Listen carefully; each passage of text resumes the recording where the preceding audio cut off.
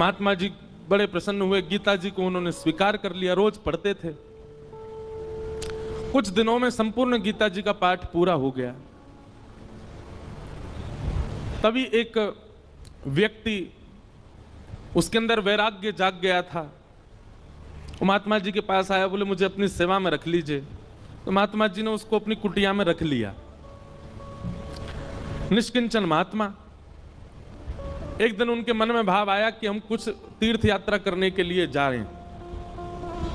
तो महात्मा तीर्थ यात्रा के लिए जैसे ही निकले तो चेलाराम से कह के गए, बोले देखो हमारी कुटिया में है तो कुछ भी नहीं, खाली है पूरी, एक गीता जी हैं बस, यही हमारी संपत्ति है, इनको संभाल के रखना। उसने कहा ठीक है। अब वो गीता जी को संभाल करके रखता था। एक दिन एक चूहा घुस गया कुटिया में और गीता जी को कुतरने लगा। उस व्यक्ति ने देखा कि अरे ये चूहा तो हमारी गीता जी को खा जाएगा। उसने मनोविचार किया क्या करें, गांव वालों से पूछा तो गांव वालों ने कहा कि बिल्ली रख लो तो फिर चूहा नहीं आएगा।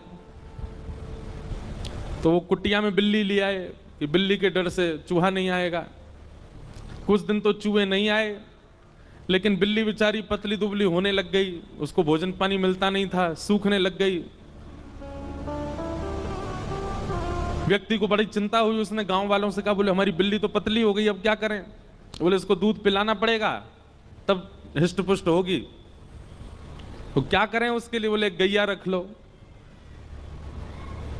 कुछ दिन तो किसी भगत के यहां से दूध आ जाता था, लेकिन कुछ दिन बाद एक गैया और रख ली। अब गैया का दूध उसको बिल्ली को पिलाने लगे। अब महाराज गैया पतली दुबली होने लग गई। अब बोले अब क्या करें? बोले इसके लिए तो भैया फिर एक जो है इसको चारा खिलाना पड़ेगा, इसको भूसा खिलाना पड़ेगा, इसकी सानी करनी पड़ेगी, तब जाकर के सब चलेगा। मन में विचार करने लगे बड़ा दिक्कत वाला काम है, अब उसके लिए क्या करें? तो बोले एक काम करो, एक दासी रख लो, वही घर को संभाल लिया करेगी, वही गैया की सेवा कर दिया करेगी, दूध निकाल के आपको भी पिला देगी, बिल्ली को भी पिला देगी। वो ठीक है, दासी रख ली। दासी से प्रेम हो गया तो उससे ब्याह हो गया। ब्याह होने के बाद में 3-4 बालक हो गए। कुछ महीनों बाद, साल बाद महात्मा लौट करके आए। महात्मा जी ने अपनी कुटिया में जीवन में कुछ नहीं रखा, केवल गीता जी रखी थी। आज जब लौट करके आए तो क्या देखा? बच्चे खेल रहे हैं, गैया बंधी हुई है, बिल्ली और बिल्ली के बालक भी डोल रहे हैं वहां पे।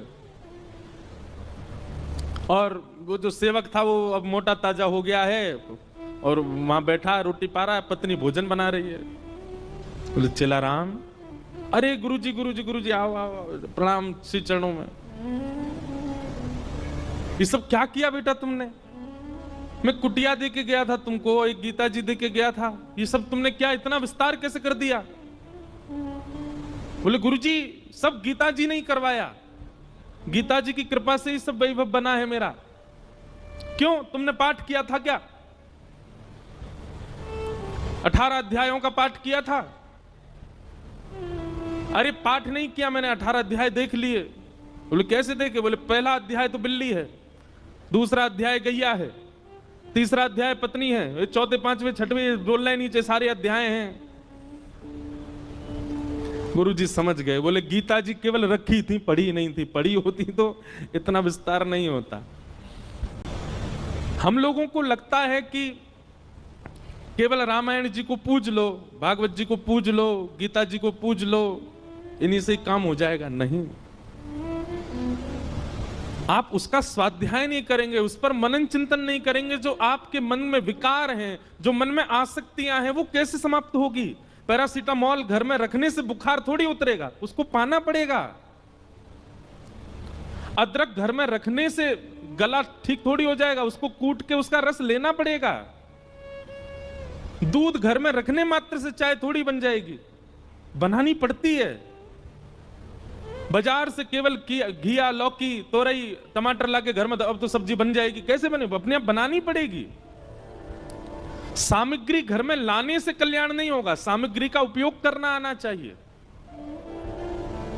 ये भ्रांति फैला दी है हमारे भारत में। मैं अधिकतर जाता हूं इंटरव्यूज में, मुझसे यही पूछा जाता है कि महाभारत जी रखने से लड़ाई होती है घर में। अरे किसने कह दी ये बात?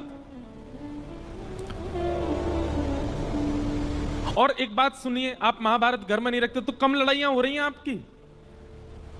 महाभारत ने तो युद्ध को विश्राम किया है। हमारे शास्त्र कहते हैं यन्ने भारत तन्ने भारत। पूरी दुनिया में आप जो कुछ भी देखते हैं, चाहे वो स्वभाव हो, चाहे वो व्यवहार हो, चाहे वो दोष हो, चाहे वो गुण हो, ऐसा एक भी दोष गुण स्वभाव व्यवहार क्रिया नहीं है संसार में जो महाभारत में नहीं लिखी हो। सब लिखा है। कई ऐसे व्यवहार हैं जिनका अभी तक प्रादुर्भाव नहीं हुआ, वो हमारे बच्चे उनके बच्चे देखेंगे। जैसे हमारे दादा परदादाओं ने आज का युग का जो व्यवहार है ये नहीं देखा था।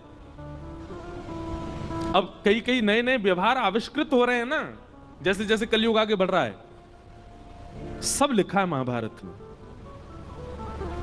और जो महाभारत में नहीं लिखा, हमारे संत जन कहते हैं वो दुनिया में आपको कहीं देखने को मिलेगा ही नहीं। सब कुछ है महाभारत में। महाभारत का छोटा सा अंश है भगवत गीता, जिसने पूरे विश्व को ज्ञान दे दिया। समझो महाभारत कैसा होगा।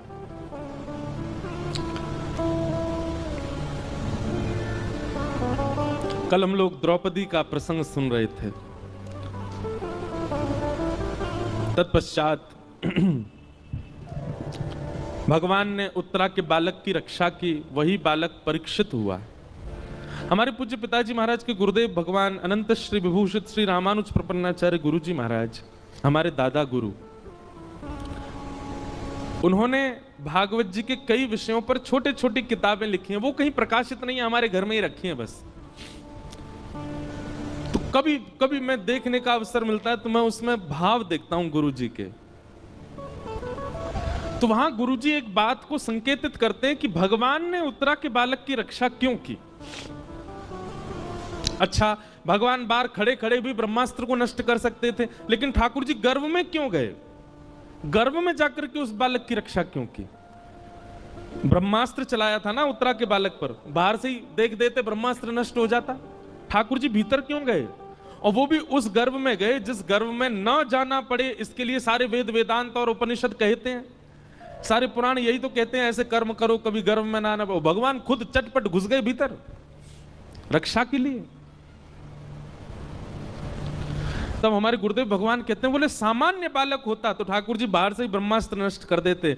लेकिन ठाकुर जी ने जब उस परीक्षित के पूरे भविष्य का चिंतन किया तो मन में विचार आया, ओहो ये तो भविष्य में चल करके हमारी कथा का श्रोता बनेगा, क्यों ना ऐसे बालक को गर्भ में दर्शन दिया जाए। इसलिए ठाकुर जी गर्भ में गए।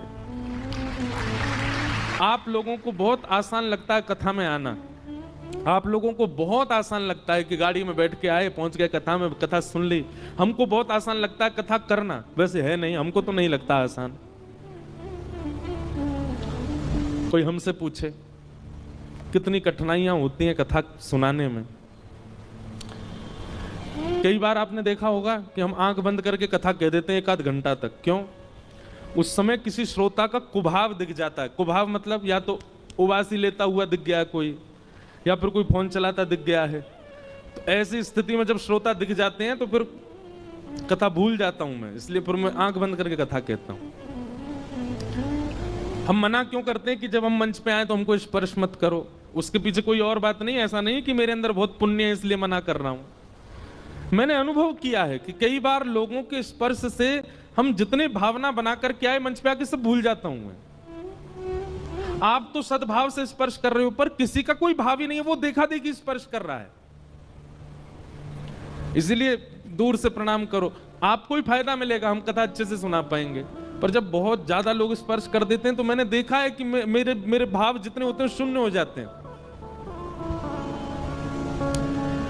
कथा करना भी बड़ा कठिन है, पर कथा सुनना भी बहुत कठिन है। कथा में बैठना, बैठ करके बहुत देर तक श्रवण करना, और केवल श्रवण नहीं, उसका निधिध्यासन करना, उसको समझ करके जीवन में उतारना, ये भगवत कृपा के बिना नहीं हो सकता।